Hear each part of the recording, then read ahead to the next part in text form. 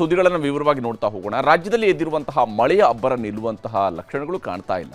ಚಿತ್ತ ಮಳೆಯ ಅಬ್ಬರಕ್ಕೆ ಇಡೀ ಕರ್ನಾಟಕ ತತ್ತರಿಸಿ ಹೋಗ್ತಾ ಇದೆ. ಮೈಸೂರು ಭಾಗದಲ್ಲಿ ಜಲಪ್ರವಾಹ ಸೃಷ್ಟಿಯಾಗಿದೆ. 3 ದಿನಗಳಿಂದ ಸುರಿಯುತ್ತಿರುವಂತಹ ಮಳೆಗೆ ಬ್ರ್ಯಾಂಡ್ ಬೆಂಗಳೂರು ಮುಳುಗೇಳ್ತಾ ಇದೆ. ಮಹಾಮಳೆಯಿಂದ ಎಲ್ಲೆಲ್ಲಿ ಏನೆಲ್ಲ ಅವಾಂತರಗಳು ಆಗಿದ್ದಾವೆ ಅನ್ನೋದನ್ನು ನಿಮಗೆ ತೋರಿಸ್ತೀನಿ.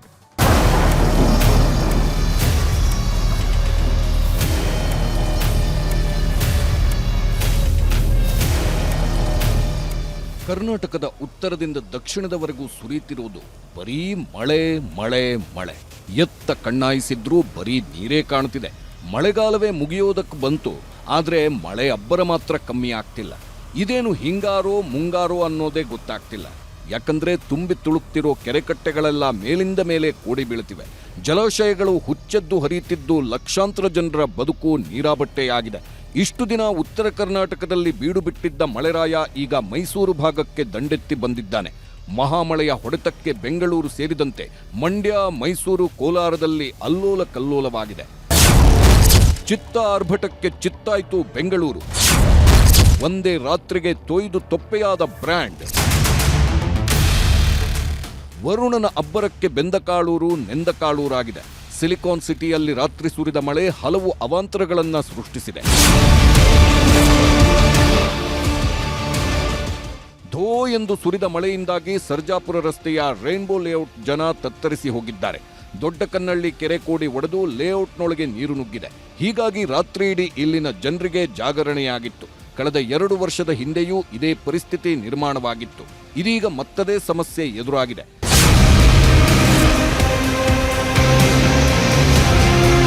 ಇನ್ನು ಶಾಂತಿನಗರದಲ್ಲಿ ಮತ್ತದೇ ತೊಂದರೆ. ವಿಲ್ಸನ್ ಗಾರ್ಡನ್ನ ಹಲವು ರಸ್ತೆಗಳು ಜಲಾವೃತವಾಗಿದ್ದವು. ಶಾಂತಿನಗರ ಬಸ್ ನಿಲ್ದಾಣದ ಹಿಂಭಾಗದ ರಸ್ತೆಯಲ್ಲಿ 3 ಅಡಿಯಷ್ಟು ಮಳೆ ನೀರು ನಿಂತಿತ್ತು. ಬೆಂಗಳೂರಿನಲ್ಲಿ ನಿನ್ನೆ ರಾತ್ರಿ ಸುರಿದಂತಹ ಧಾರಾಕಾರ ಮಳೆಗೆ ನಗರದ ಬಹುತೇಕ ರಸ್ತೆಗಳು ಜಲಾವೃತವಾಗಿದ್ದಾವೆ. ಮಹದೇವಪುರ ವಲಯ ಮತ್ತು ಯಲಹಂಕ ವಲಯದಲ್ಲಂತೂ ಸಾಕಷ್ಟು ಹಾನಿನೂ ಕೂಡ ಆಗಿದೆ. ನಾವೀಗ ಶಾಂತಿನಗರದ ರಸ್ತೆಯ ಮುಂಭಾಗದಲ್ಲಿದ್ದೇವೆ. ವಿಲ್ಸನ್ ಗಾರ್ಡ್ನ ಬಹುತೇಕ ರಸ್ತೆಗಳಲ್ಲಿ ಇದೇ ರೀತಿಯಾದಂತಹ ಸಿಚುವೇಶನ್ ಇರೋದು. ಮಳೆ ನಿಂತು ಈಗಾಗಲೇ 3 ರಿಂದ 4 ಗಂಟೆ ಆಗಿದೆ. ಆದರೆ ರಸ್ತೆ ಮೇಲೆ ನಿಂತ ಮಳೆ ನೀರು ಮಾತ್ರ ಇನ್ನೂ ಕೂಡ ಮೋರಿ ಕಡೆಗೆ ಹೋಗ್ತಾ ಇಲ್ಲ. ಯಾಕಂದ್ರೆ ಮೋರಿ ಎಲ್ಲ ಕೂಡ ಬ್ಲಾಕ್ ಆಗಿರೋ ಕಾರಣಕ್ಕಾಗಿ ವೆಹಿಕಲ್ಗಳು, 2 ವೀಲರ್ ವೆಹಿಕಲ್ ಹೋಗೋದು ಕೂಡ ಬಹಳನೇ ಕಷ್ಟ ಆಗ್ತಾ ಇದೆ.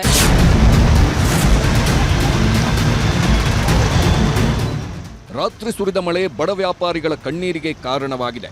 ಕೆಆರ್ ಮಾರ್ಕೆಟ್ನಲ್ಲಿ ಮಳೆ ನೀರು ಜೊತೆ ವ್ಯಾಪಾರಸ್ಥರ ಕಣ್ಣೀರು ಹರಿದಿದೆ. ವ್ಯಾಪಾರಕ್ಕೆ ತಂದ ಸೊಪ್ಪು, ತರಕಾರಿ ತೇಲಿ ಹೋಗಿದೆ. ಆನೇಕಲ್ ತಾಲೂಕಿನ ಗಟ್ಟಹಳ್ಳಿಯಲ್ಲಿರೋ ಪಯೋನಿಯರ್ ರೆಸಿಡೆನ್ಸಿಗೂ ಕೂಡ ಜಲದಿಗ್ಬಂಧನ ಎದುರಾಗಿತ್ತು. 100ಕ್ಕೂ ಅಧಿಕ ಮನೆಗಳಿರುವ ರೆಸಿಡೆನ್ಸಿ ಲೇಔಟ್ನಿಂದ ಜನ ಹೊರಗೆ ಬರಲಾಗದ ಸ್ಥಿತಿ ನಿರ್ಮಾಣವಾಗಿತ್ತು. ರಾತ್ರಿ ಮಳೆ ಬಂದಿದೆ. ರಾತ್ರಿ ಎಲ್ಲ ನಮ್ಮ ಆಫೀಸರ್ಸ್ ಎಲ್ಲ ಭಾಳ ಅಲರ್ಟ್ ಆಗಿದ್ದಾರೆ. ಇಲ್ಲಿವರೆಗೂ ದೊಡ್ಡ ಏನಂತ ಆಘಾತದ ಬಗ್ಗೆ ಮಾಹಿತಿ ಇಲ್ಲ. ಸ್ವಲ್ಪ ಕೆಲವು ಕಡೆ ಎಲ್ಲ ಬ್ಲಾಕ್ ಆಗಿದೆ. ಸೊ ಅದು ಕೂಡ ಎಲ್ಲ ಕಂಪ್ಲೀಟ್ ನಮ್ಮ ಆಫೀಸರ್ಸ್ ಎಲ್ಲ ಅಲರ್ಟ್ ಆಗಿರೋಕ್ಕೆ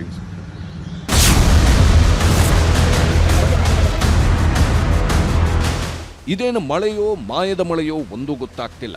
ಮಳೆರಾಯನ ಅಬ್ಬರಕ್ಕೆ ಮಂಡ್ಯ ಜಿಲ್ಲೆ ತೊಯ್ದ ತೊಪ್ಪೆಯಂತಾಗಿದೆ. ಬಿಟ್ಟು ಬಿಡದೆ ಸುರಿಯುತ್ತಿರೋ ಮಳೆಗೆ ಮಂಡ್ಯ ಜಿಲ್ಲೆಯ ಶ್ರೀರಂಗಪಟ್ಟಣದ ದರಸಗುಪ್ಪೆ, ಕೆನ್ನಾಳು ಗ್ರಾಮದ ಸಿಡಿಎಸ್ ನಾಲೆ ಏರಿ ಒಡೆದು ಹೋಗಿದೆ. ಇದರ ಪರಿಣಾಮ 100 ಎಕರೆ ಜಮೀನುಗಳು ಜಲಾವೃತವಾಗಿವೆ. ಸ್ಥಳಕ್ಕೆ ಭೇಟಿ ನೀಡಿದ ಕೃಷಿ ಸಚಿವ ಚಲುವರಾಯಸ್ವಾಮಿ ಸಮಸ್ಯೆ ಬಗೆಹರಿಸೋ ಭರವಸೆ ನೀಡಿದ್ರು. ನಾನೀಗ ಅದರಲ್ಲೂ ಪ್ರಮುಖವಾಗಿ ಮಂಡ್ಯ ಜಿಲ್ಲೆಯ ಪಾಂಡವಪುರ ತಾಲೂಕಿನ ಕೆನ್ನಾಳು ಗ್ರಾಮದ ಬಳಿಯ ಸಿಡಿಎಸ್ ನಾಲೆ ನೀವೀಗ ದೃಶ್ಯದಲ್ಲಿ ಗಮನಿಸಬಹುದು. ಈ ಒಂದು ಸಿಡಿಎಸ್ ನಾಲೆ ಕಳೆದ 2 ದಿನಗಳಿಂದ ಸುರಿದಂಥ ಭಾರಿ ಮಳೆ ಏನಿದೆ, ಆ ಭಾರಿ ಮಳೆಗೆ ನಾಲೆಯ ಏರಿ ಹೊಡೆದಿರುವಂಥದ್ದು ದೃಶ್ಯದಲ್ಲಿ ಗಮನಿಸ್ಬೋದು. ಯಾವ ರೀತಿ ನೀರಿನ ರಭಸಕ್ಕೆ ಈ ಒಂದು ಏರಿ ಹೊಡೆದಿದೆ ಅನ್ನುವಂಥದ್ದನ್ನ ದೃಶ್ಯದಲ್ಲಿ ಗಮನಿಸ್ಬೋದು. ಕಳೆದ 2 ದಿನದಿಂದ ಧಾರಾಕಾರವಾಗಿ ಸುರಿಯುತ್ತಿರೋ ಮಳೆಗೆ ಮಂಡ್ಯ ಜನ ತತ್ತರಿಸಿ ಹೋಗಿದ್ದಾರೆ. ಶ್ರೀರಂಗಪಟ್ಟಣ ತಾಲೂಕಿನ ಚಿಂದಗಿರಿ ಕೊಪ್ಪಲಿನಲ್ಲಿ ಭಾರೀ ಮಳೆಯಾಗಿದ್ದು ಭತ್ತ, ಕಬ್ಬು, ತೆಂಗು, ಅಡಿಕೆ, ಬಾಳೆ ಬೆಳೆ ಸರ್ವನಾಶವಾಗಿದೆ. ನಾಲೆ ನೀರಿನ ರಭಸಕ್ಕೆ ತರಕಾರಿ ಬೆಳೆಗಳೆಲ್ಲ ಕೊಚ್ಚಿ ಹೋಗಿವೆ.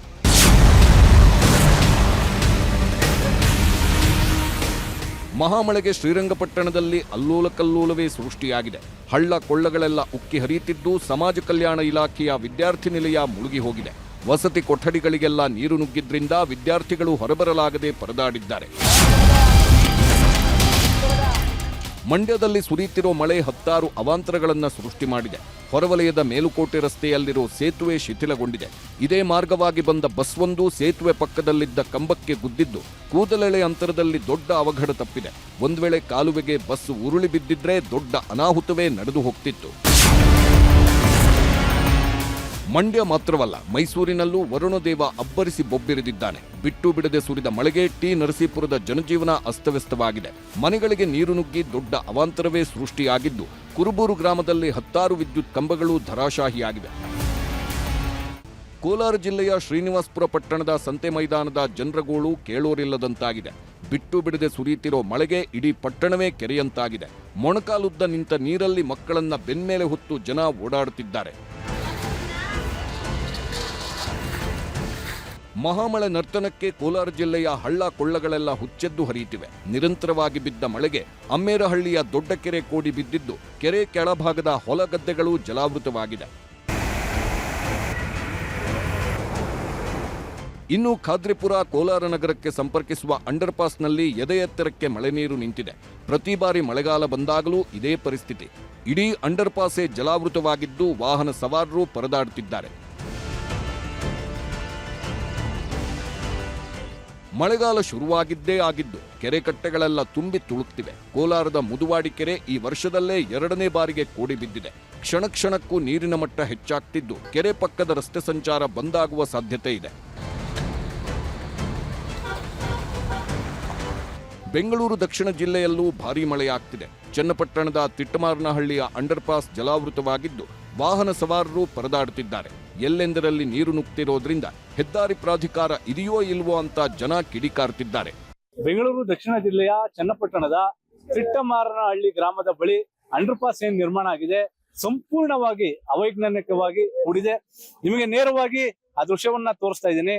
ಇದು ಚನ್ನಪಟ್ಟಣ ತಾಲೂಕಿನ ತಿಟ್ಟಮಾರನಹಳ್ಳಿ ಗ್ರಾಮದ ಬಳಿ ನಿರ್ಮಾಣ ಆಗಿರ್ತಕ್ಕಂತ ಒಂದು ಅಂಡರ್ಪಾಸ್ ಇದು. ಇದರ ಮೇಲ್ಗಡೆನೆ ನಿಮ್ಗೆ ಎಕ್ಸ್ಪ್ರೆಸ್ ಹೈವೇ ಹಾದು ಹೋಗುವಂತದ್ದು ಬೆಂಗಳೂರಿನಿಂದ ಮೈಸೂರು ಕಡೆಗೆ. ಆದ್ರೆ ಇಲ್ಲಿ ಅಂಡರ್ ಪಾಸ್ ಅನ್ನ ಯಾವ ಗುಣಮಟ್ಟದಲ್ಲಿ ನಿರ್ಮಾಣ ಮಾಡಿದ್ದಾರೆ ಎಂಬುದನ್ನ ನಿಮ್ಗೆ ನೇರವಾಗಿ ತೋರಿಸಲಾಗ್ತಾ ಇದೆ. ಅಂಡರ್ ಪಾಸ್ಗೆ ಅವೈಜ್ಞಿಕವಾದಂತ ಒಂದು ಕಾಮಗಾರಿಯನ್ನ ಮಾಡಿರುವಂತ ಪರಿಣಾಮ ಇವತ್ತು ಮಳೆ ನೀರೆಲ್ಲ ಒಂದು ಆಳುದ್ದ ನೀರು ಈ ಅಂಡರ್ ಪಾಸ್ ಅಲ್ಲಿ ನಿಲ್ತಾ ಇದೆ. ಯಾವುದೇ ಒಬ್ಬ ಅಧಿಕಾರಿಯಲ್ಲಿ ಯಾರೊಬ್ರು ಕೂಡ ಈ ಸಮಸ್ಯೆ ಬಗ್ಗೆ ಗಮನ ಹರಿಸ್ತಾ ಇಲ್ಲ. ಈ ಎಲ್ಲಾ ಸಮಸ್ಯೆಗೆ ರಾಷ್ಟ್ರೀಯ ಹೆದ್ದಾರಿ ಪ್ರಾಧಿಕಾರದ ಅಧಿಕಾರಿಗಳ ನಿರ್ಲಕ್ಷ್ಯವೇ ಕಾರಣ. ಬೆಂಗಳೂರು ದಕ್ಷಿಣ ಜಿಲ್ಲೆಯ ಕುಂತೂರು ದೊಡ್ಡಿ ಗ್ರಾಮದಲ್ಲೂ ಭಾರೀ ಮಳೆ ಬೀಳುತ್ತಿದೆ. ಚರಂಡಿ ವ್ಯವಸ್ಥೆ ಮಾಡದ ಪರಿಣಾಮ ಸರ್ವಿಸ್ ರಸ್ತೆ ಜಲಾವೃತವಾಗಿದ್ದು ಜನ ಜೀವ ಕೈಯಲ್ಲಿ ಹಿಡ್ಕೊಂಡು ಓಡಾಡುತ್ತಿದ್ದಾರೆ. ಚಾಮರಾಜನಗರದ ಗುಂಡ್ಲುಪೇಟೆ ತಾಲೂಕಿನ ರಂಗೂಪುರ ಗ್ರಾಮದಲ್ಲಿ ಮನೆ ಛಾವಣಿ ಕುಸಿದು ಬಿದ್ದಿದೆ. ಮಲ್ಲಪ್ಪ ಹಾಗೂ ಚಿಕ್ಕಬಸಪ್ಪ ಎಂಬುವರ ಮನೆ ಹಾಗೂ ಕೊಟ್ಟಿಗೆ ಮೇಲ್ಛಾವಣಿ ನೆಲಕ್ಕಚ್ಚಿದ್ದು ಮನೆಯಲ್ಲಿದ್ದವರು ಪ್ರಾಣಾಪಾಯದಿಂದ ಪಾರಾಗಿದ್ದಾರೆ. ಇನ್ನು ಹನೂರು ತಾಲೂಕಿನ ಶಾಗ್ಯ ಗ್ರಾಮದಲ್ಲೂ ಭಾರೀ ಮಳೆಯಾಗಿದೆ. ಆಗ್ರೋ ಸೆಂಟರ್ಗೆ ಮಳೆ ನೀರು ನುಗ್ಗಿದ ಪರಿಣಾಮ ರಸಗೊಬ್ಬರವೆಲ್ಲ ಸರ್ವನಾಶವಾಗಿದೆ. ಲಕ್ಷಾಂತರ ರೂಪಾಯಿ ಮೌಲ್ಯದ ರಸಗೊಬ್ಬರ ನೀರು ಪಾಲಾಗಿದೆ. ಚಿತ್ರದುರ್ಗದಲ್ಲೂ ವರುಣದೇವ ಅಬ್ಬರಿಸಿದ್ದಾನೆ. 3-4 ದಿನದಿಂದ ಬೀಳುತ್ತಿರೋ ಮಳೆಗೆ ಬಿಸಿಲ ನಾಡು ತಂಪಾಗಿದ್ದು ರೈತರ ಮುಖದಲ್ಲಿ ಮಂದಹಾಸ ಮೂಡಿದೆ. ಚಿಕ್ಕಮಗಳೂರಿನಲ್ಲೂ ಮಳೆ ಆರ್ಭಟ ಜೋರಾಗಿದೆ. ಬೆಳವಾಡಿ ಗ್ರಾಮದಲ್ಲಿ ತೆಂಗು, ಅಡಕೆ ತೋಟಗಳು ಜಲಾವೃತವಾಗಿದ್ದು ಹತ್ತಾರು ಅನಾಹುತ ಸೃಷ್ಟಿಯಾಗಿದೆ. ಮಾಚೇನಹಳ್ಳಿಯಲ್ಲಿ ರಸ್ತೆಗಳೆಲ್ಲ ನದಿಯಂತಾಗಿದ್ದು ಹಿರೇಗೌಜ ಗ್ರಾಮದಲ್ಲಿ ಅವರೇ, ಮೆಕ್ಕೆಜೋಳ ಸರ್ವನಾಶವಾಗಿದೆ. ಚಿಕ್ಕಮಗಳೂರಿನ ಶೃಂಗೇರಿ ಪಟ್ಟಣದಲ್ಲಿ ಧಾರಾಕಾರ ಮಳೆಯಾಗಿದೆ. ರಸ್ತೆಗಳೆಲ್ಲ ಸ್ವಿಮ್ಮಿಂಗ್ ಪೂಲ್ನಂತಾಗಿದ್ದು ಶೃಂಗೇರಿ ಪಟ್ಟಣದ ಸಂತೆ ಮಾರ್ಕೆಟ್ ಬಳಿಯ ಆಟೋ ನಿಲ್ದಾಣ ಮುಳುಗಡೆಯಾಗಿದೆ. ಒಟ್ನಲ್ಲಿ ರಾಜ್ಯದೆಲ್ಲೆಡೆ ಮಳೆರಾಯ ಅಬ್ಬರಿಸಿ ಬೊಬ್ಬಿರಿಯುತ್ತಿದ್ದು ಜನರ ಬದುಕು ಮೂರಾಬಟ್ಟೆಯಂತಾಗಿದೆ. ಇದೇ ರೀತಿ ಮಳೆ ಮುಂದುವರೆದರೆ ಅನಾಹುತಗಳ ಸರಮಾಲೆ ಸೃಷ್ಟಿಯಾಗುವುದಂತೂ ಸುಳ್ಳಲ್ಲ. Bureau report, news 18.